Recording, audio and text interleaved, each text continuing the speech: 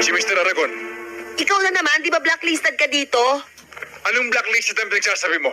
Nasaan si Mr. Aragon? Wala siya dito. Wala. Uy, teka, sandali. Saan ka pupunta? Sisigilin ko lang niya si Mr. Aragon. Sabi na wala siya eh. Mister, ano bang problema mo? Niloko ko at kinuwatahan ng amo mong magaling. Hindi ko amo yun. Daddy ko siya. Dati mo pala, ha? Alam ba kung anong ginawa sa akin ng dati mo? Hiningan niya ako ng malaking placement fee para mapabilis ang processing ng mga papeles ko papuntang Saipan. Nagbitiw na ako sa trabaho ko. Naisang lang ako tuloy yung bahat lupa dahil sa mga pangako niya. Pero ngayon, pagdadalawang taon na, wala pa rin nangyayari sa akin. Dahil sa kahiupo ng ama mo! How dare you! Isa ka ba, ha? Parehong-pareho kayo ng ama mo! Sir, si Alegre ho. Anong gulo ito? Dad, Sino nagbamasok dyan, ha? Trixie, halika dito. dito na lang kayo. Dito ka.